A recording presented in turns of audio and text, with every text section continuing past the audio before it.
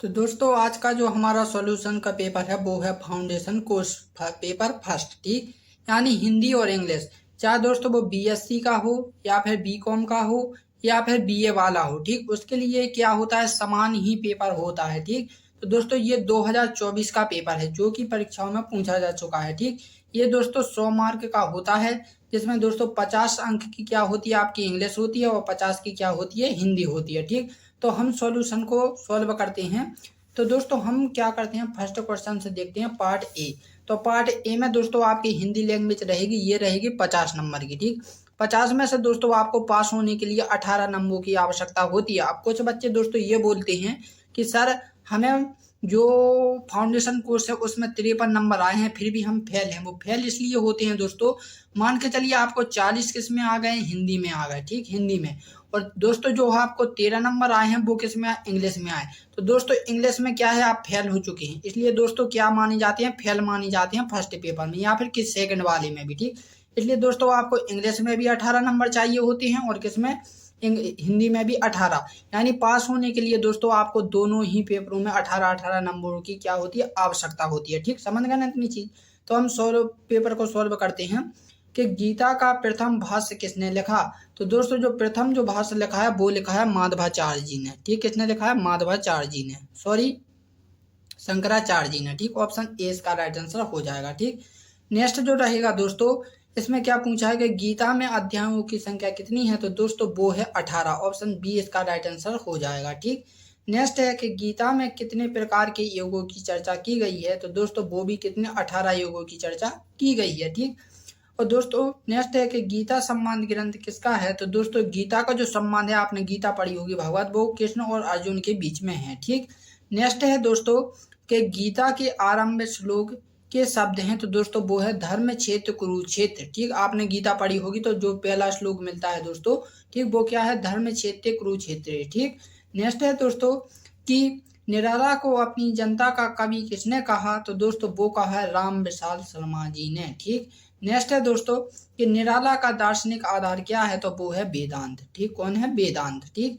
तो देखो दोस्तों कुछ बच्चे ऐसा मत सोचें कि दरअसल ये फालतू का क्वेश्चन बता रहे हैं। तो देखो दोस्तों आप कहीं का भी एग्जाम दे रहे हो ना, ठीक, चाहे बीए वाले हों, चाहे बीएससी वाले हों या फिर बीकॉम वाले हों। ठीक, तो उनके लिए दोस्तों क्या है कि हर साल का जो क्वेश्चन होता है ना दोस्तों, उसमें से दोस्तों 7 से 8 क्वेश्चन क्या होते हैं, रिपीट होते हैं। इसलिए दोस्तों आपने गंभीरता के साथ लें। ठीक, समझ रहे हैं ना।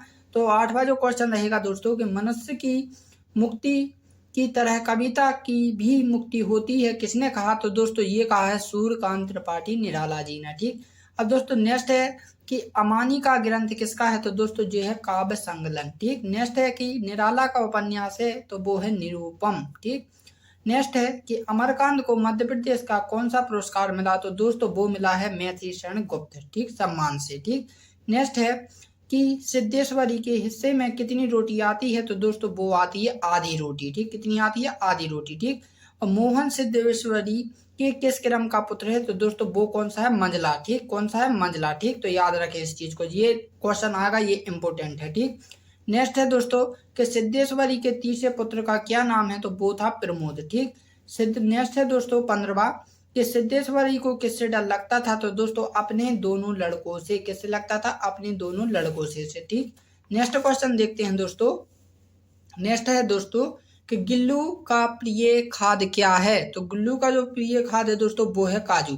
दरअसल जो गिल्लू है दोस्तों, गिल्लू का नाम भी पूछ सकते हैं। तो गिल्लू का जो नाम है दोस्तों वास्तविक, वो गिलहरी का नाम है। ठीक, इसका है गिलहरी। तो याद रखना, ये भी इंपोर्टेंट क्वेश्चन बन सकता है। ठीक, तो इसका नाम जो है दोस्तों वो है गिलहरी। गिलहरी का नाम है क्या है, गिल्लू। ठीक, अब नेक्स्ट है दोस्तों कि काव्य शून्य जी किसका सम्मानित नाम है। तो कौवा। आपने दोस्तों रामायण जी पढ़ी होगी, आरती गाते हैं काव्य शून्य जी, यानी कि दोस्तों जो कौवा है वो ही कौन है दोस्तों, काव्य शून्य जी हैं, जिन्होंने क्या है, कथा सुनाई थी। ठीक, रामायण जी सुनाई थी। नेक्स्ट है दोस्तों कि पितृपक्ष में किस पक्षी का आवाहन करते हैं। तो दोस्तों आपने देखा होगा कि जब हम पितृ जो पक्ष करते हैं दोस्तों, जो हमारे दादा या जो बुजुर्ग होते हैं, तो उनके लिए जो हम पितरों को खाना देते हैं तो हम किसे बुलाते हैं दोस्तों, कौवों को खिलाते हैं। पहले किसे खिलाते हैं, कौवों को। ठीक, नेक्स्ट है दोस्तों कि गिलहरी के जीवन की अवधि होती है। तो दोस्तों वो होती है 2 वर्ष। कितनी होती है, 2 वर्ष। ठीक, कई लोग लगाते हैं 4 वर्ष, लेकिन दोस्तों होती कितनी है 2 वर्ष, क्योंकि बुक में 2 वर्ष ही दिया गया है, वैसे तो उसकी 3 भी होती है। ठीक, नेक्स्ट है दोस्तों कि गिल्लू शब्द है, तो दोस्तों वो है जातिवाचक संज्ञा का व्यक्तिवाचक रूप, तो ऑप्शन सी इसका राइट आंसर हो जाएगा। ठीक, अब दोस्तों नेक्स्ट है कि नाखून क्यों बढ़ते हैं, शीर्षक संबंध किसके कथन का है, तो दोस्तों छोटी सी लड़की का है। ठीक, किसका है, जब आपने ये पाठ पढ़ा होगा दोस्तों तो उसमें पता होगा कि छोटी सी लड़की ने इसका सवाल पूछा था कि नाखून क्यों बढ़ती हैं, आपने किससे पूछा था, कवि से पूछा था। ठीक, अब दोस्तों नेक्स्ट है कि नाखून क्यों बढ़ते हैं गद्य साहित्य की कौन सी विधा है, तो दोस्तों ये ललित निबंध है। ठीक, कौन सा है, ललित निबंध है। ठीक, नेक्स्ट है कि लेखक के अनुसार मनुष्य के नाखून किसके जीवांत प्रतीक हैं, तो दोस्तों वो हैं पाशवी वृत्ति के। पाशवी वृत्ति का मतलब है दोस्तों जो नाखून होते हैं ये क्या है दोस्तों, हमारे बाहरी होते हैं। क्या होते हैं, बाहरी होते हैं, तो पाशवी वृत्ति यानी कि बाहरी अंग है ये। ठीक, नेक्स्ट है दोस्तों कि नाखून क्यों बढ़ते हैं, पाठ में बूढ़े ने सबसे बड़ी चीज किसे माना है, तो दोस्तों वो माना है प्रेम को। ठीक, किसे माना है, प्रेम को।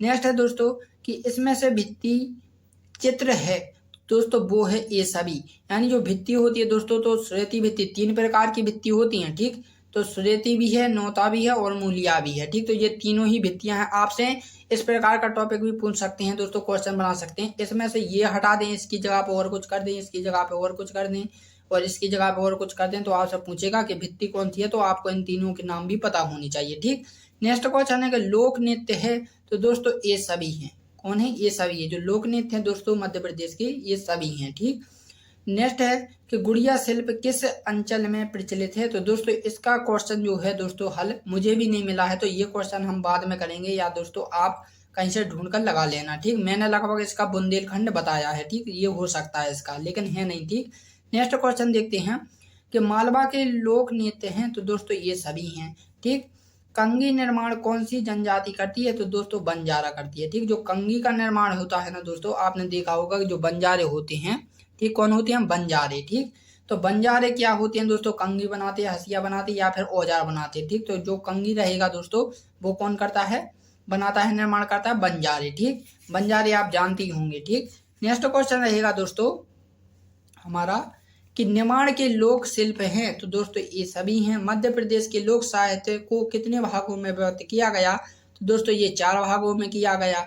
बुंदेली लोकगीत है, तो दोस्तों ये भी सभी हैं। ठीक, बुंदेली लोक गाथा है, तो दोस्तों उपयुक्त सभी। अब देखो दोस्तों मैं आपको तुक्का लगाने की एक शॉर्ट ट्रिक बताता हूँ, जिस क्वेश्चन में भी ये सभी आए तो दोस्तों आपको बिना सोचे समझे वही लगा देना, क्योंकि दोस्तों 100% वही उसका क्या होता है, राइट आंसर होता है। ठीक, समझ गए ना इतनी चीज।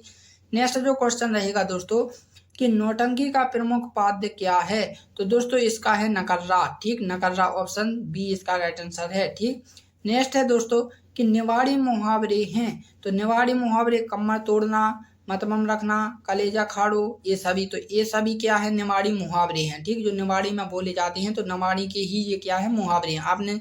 आपने कभी निवाड़ी देखी होगी तो कमर तोड़ना, कलेजा खाना, ठीक, इस टाइप के आपने उनके शब्दों से सुना होगा।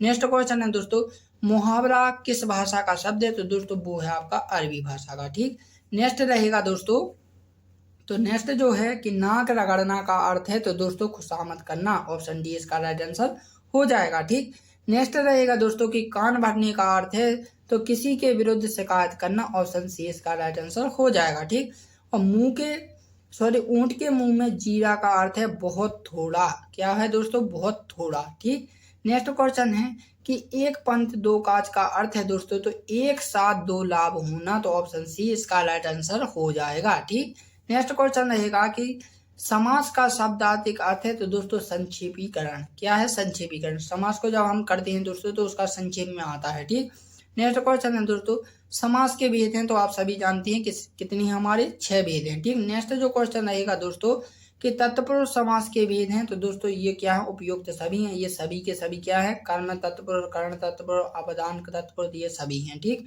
नेक्स्ट क्वेश्चन देखते हैं, तो नेक्स्ट जो क्वेश्चन रहेगा दोस्तों कि त्रिमेन। ठीक, त्रिनेत्र में कौन सा समास है, तो बहुव्रीहि समास है। ठीक, कौन सा है, बहुव्रीहि समास।